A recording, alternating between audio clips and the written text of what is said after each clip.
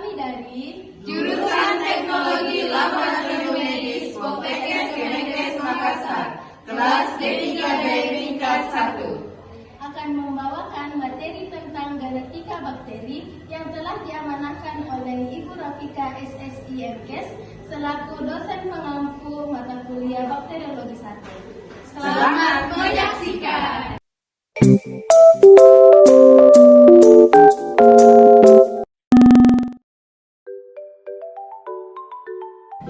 Pengertian bakteri. Bakteri adalah suatu jenis mikroorganisme prokariotik yang tidak memiliki nukleus yang terstruktur dan tidak memiliki membran sel yang terstruktur. Mereka adalah makhluk mikroskopis yang sangat penting dalam ekosistem dan dapat ditemukan di berbagai habitat, mulai dari lingkungan air, tanah, dan udara. Bentuk bakteri sangat beragam, mulai dari bulat, batang, spirila, hingga bercabang. Mengapa genetika bakteri penting untuk dipelajari? Dalam sintesis, mempelajari genetika bakteri sangat penting karena bakteri memiliki peran yang sangat signifikan dalam berbagai aspek kehidupan. Mereka dapat menyebabkan penyakit, memiliki peran yang bermanfaat dalam industri makanan, pertanian, dan bioteknologi, serta telah berevolusi dan beradaptasi terhadap lingkungan. Oleh karena itu, penting untuk memahami genetika bakteri agar dapat diatasi dengan baik. Pertama, bakteri sebagai penyebab penyakit. Bakteri patogen dapat menyebabkan berbagai penyakit pada manusia dan hewan. Contohnya, bakteri patogen yang umum adalah Staphylococcus aureus, Streptococcus pneumoniae, dan Escherichia coli. Bakteri patogen dapat menyebar melalui udara, air, atau kontak langsung dengan sumber infeksi. Mempelajari genetika bakteri patogen sangat penting untuk mengembangkan vaksin dan terapi yang efektif. Yang kedua, bakteri sebagai agen bermanfaat. Bakteri juga memiliki peran yang sangat signifikan dalam industri makanan, pertanian, dan bioteknologi.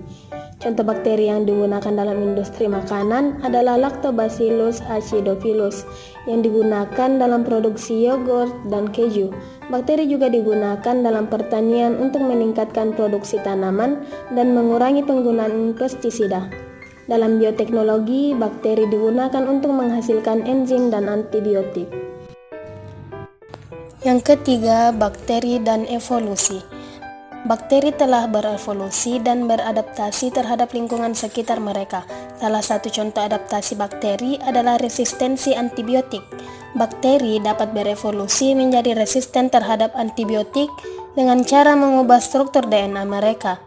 Mempelajari genetika bakteri sangat penting untuk memahami bagaimana bakteri berevolusi dan beradaptasi terhadap lingkungan, serta untuk mengembangkan strategi yang efektif dan menghadapi resistensi antibiotik. Struktur genetika bakteri. Genetik bakteri. Genetika bakteri sangat berbeda dengan organisme tingkat tinggi. Pertama, bakteri umumnya haploid dengan satu salinan setiap gen pada satu kromosom melingkar.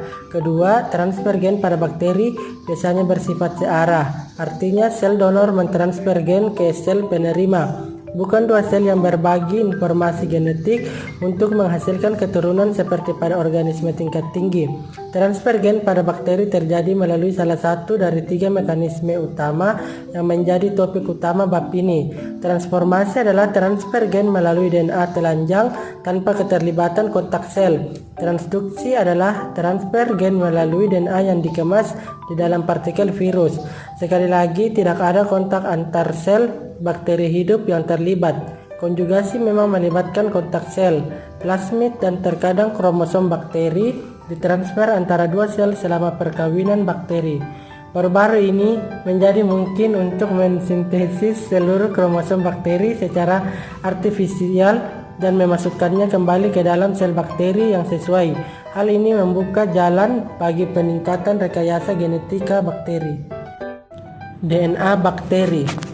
DNA bakteri adalah molekul genetik yang terdiri dari sekuensi nukleotida yang membawa informasi genetik untuk mengendalikan fungsi dan perkembangan organisme tersebut. A. Bentuk DNA bakteri. DNA bakteri umumnya berbentuk lingkaran atau sirkuler. Ini berbeda dengan DNA eukariotik yang seringkali berbentuk linear. Namun, ada beberapa bakteri yang memiliki DNA linear atau berbentuk cincin terputus. B. Lokasi DNA bakteri. DNA bakteri terletak di dalam sitoplasma bakteri yang merupakan bagian sel di mana sebagian besar aktivitas seluler terjadi. Pada bakteri gram negatif, DNA terkandung dalam area yang disebut nukleoid, yang terdiri dari sebagian besar materi genetik. Pada bakteri gram positif, DNA terdapat di dalam nukleoid juga, tetapi tidak terlindungi oleh membran inti seperti pada sel eukariotik. C. Replikasi DNA bakteri. Replikasi DNA bakteri dimulai dari suatu titik pada molekul DNA yang disebut ori atau asal replikasi. Proses ini dimulai dengan pemisahan heliks ganda DNA oleh enzim helikase membentuk dua garis ganda. Setelah itu, enzim DNA polimerase menambahkan nukleotida baru ke setiap untai DNA sesuai dengan aturan pasangan basa A dengan T dan G dengan C. Proses ini berlangsung secara semi-konservatif, di mana setiap untai baru terdiri dari satu untai lama dan satu untai baru. Replikasi berlanjut hingga mencapai titik terminasi di mana dua molekul DNA hasil replikasi terpisah. Genom bakteri. Genom bakteri secara umum merujuk pada keseluruhan materi genetik yang dimiliki oleh sebuah sel bakteri. Pada dasarnya, genom bakteri meliputi dua komponen utama beserta elemen genetik lainnya, yaitu 1. Kromosom bakteri. Kromosom bakteri biasanya berupa satu molekul DNA sirkular yang panjang. Ini mengandung sebagian besar gen yang dibutuhkan untuk fungsi-fungsi dasar seluler dan metabolisme bakteri. 2. Plasmid. Plasmid merupakan molekul DNA kecil, sirkular, dan terpisah dari kromosom utama. Plasmid biasanya mengandung gen tambahan yang mungkin memberikan keuntungan adaptif, seperti resistensi terhadap antibiotik atau kemampuan untuk metabolisme zat tertentu. 3. Transposon. Transposon atau elemen transposable adalah sepotong DNA yang dapat bergerak ke lokasi lain di dalam genom bakteri atau bahkan ke dalam genom bakteri lainnya.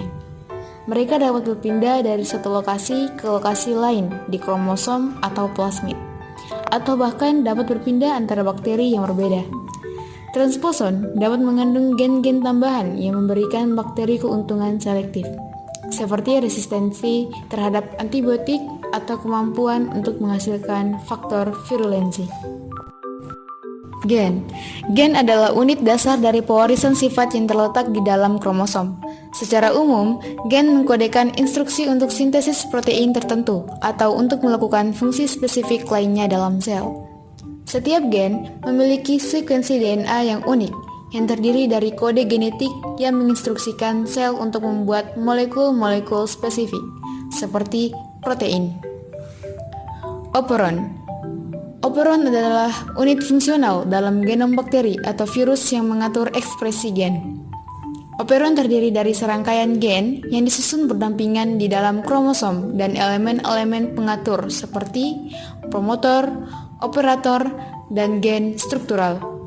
Sistem operon memungkinkan bakteri untuk mengatur ekspresi gen secara efisien dalam menanggapi perubahan lingkungan seperti perubahan nutrisi atau kondisi stres. Mekanisme pewarisan sifat pada bakteri. Transduksi.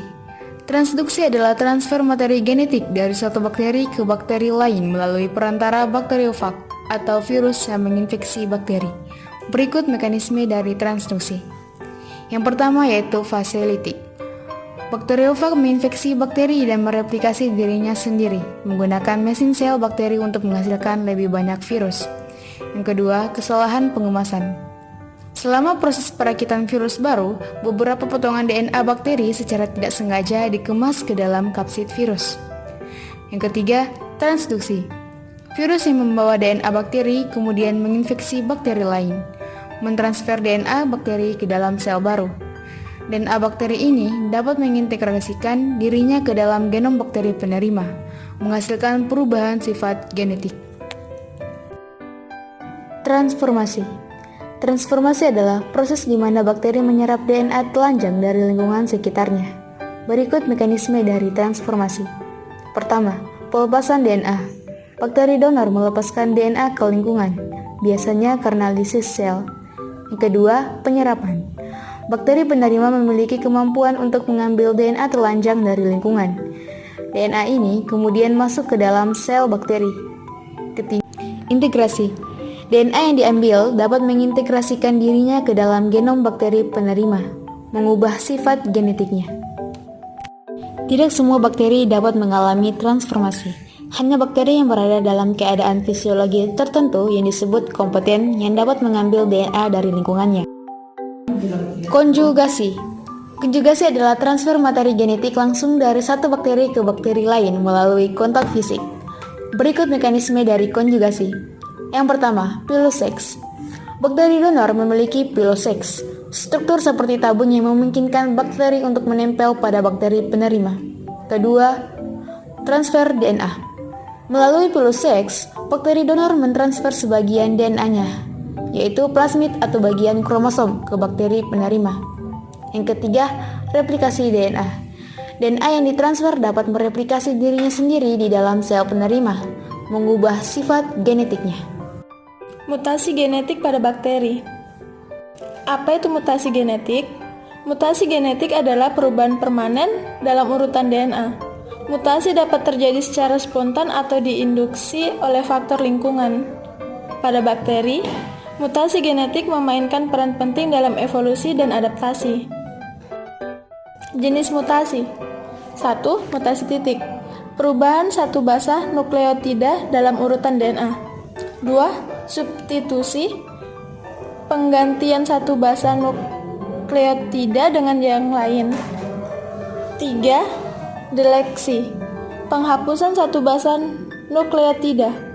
4. Insersi, penambahan satu basa nukleotida. 5. Mutasi framesif, penambahan atau penghapusan basa nukleotida dalam jumlah yang bukan kelipatan 3.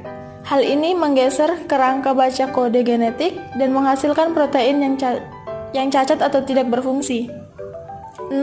Mutasi besar, perubahan besar dalam struktur DNA seperti delesi atau inersi segmen DNA yang besar, translokasi atau pertukaran segmen DNA antara kromosom, atau inversi, pembalikan segmen DNA.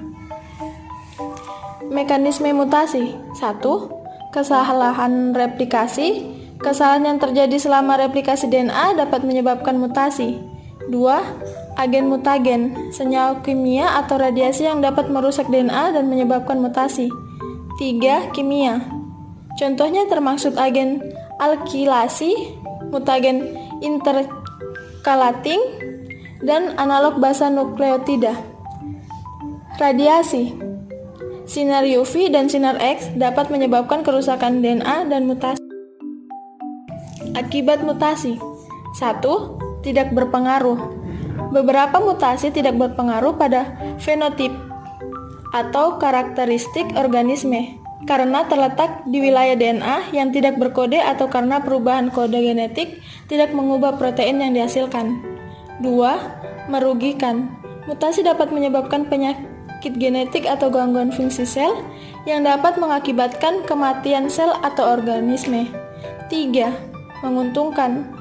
Mutasi dapat menyebabkan perubahan fenotip yang bermanfaat, seperti resistensi antibiotik. Mutasi dan resistensi antibiotik. 1. Mutasi pada gen yang mengkode protein yang terlibat dalam pengikatan antibiotik. Metabolisme antibiotik atau pengeluaran antibiotik dapat menyebabkan resistensi antibiotik. 2. Mutasi ini dapat muncul secara spontan atau diinduksi oleh paparan antibiotik.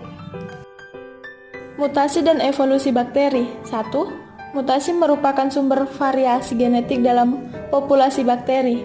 2. Mutasi yang menguntungkan dapat menyebar melalui populasi melalui seleksi alam.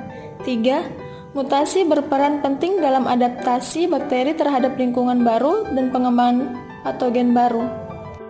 Deteksi mutasi.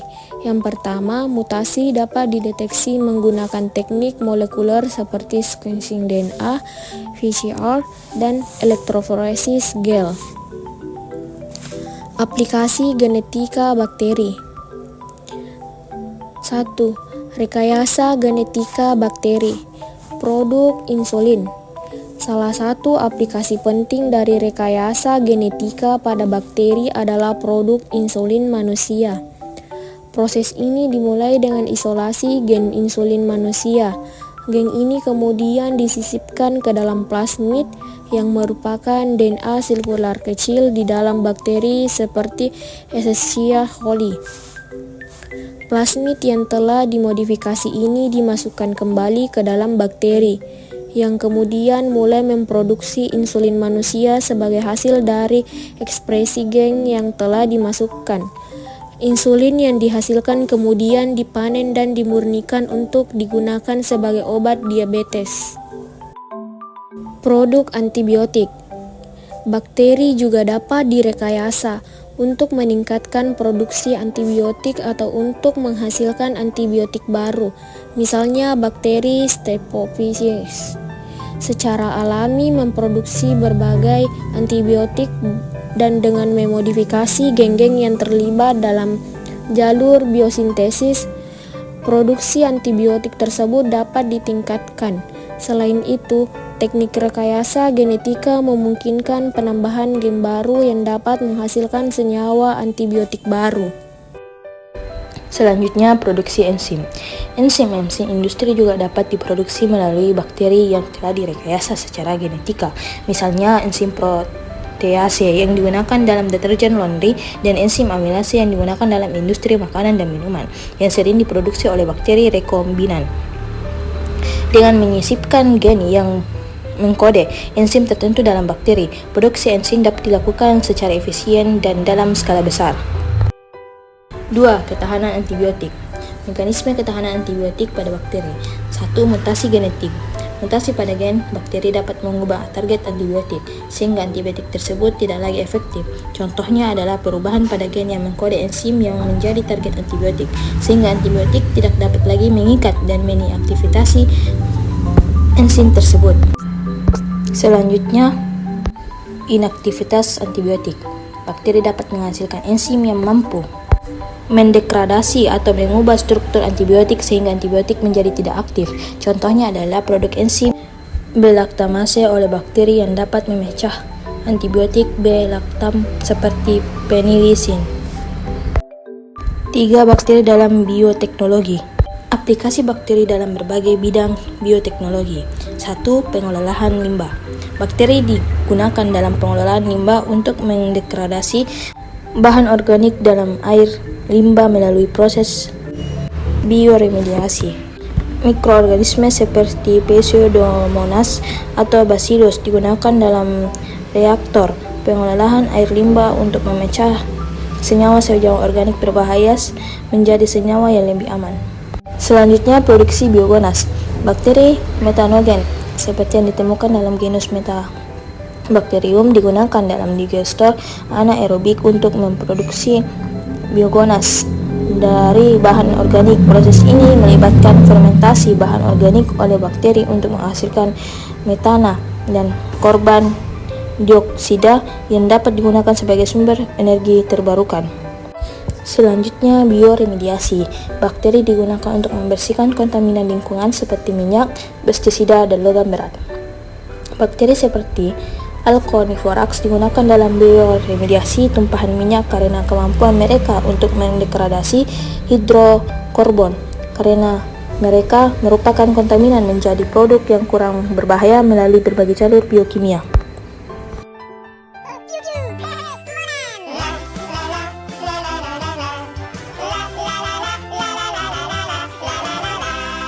Terima kasih telah menyaksikan video kami. Sekian dan terima kasih.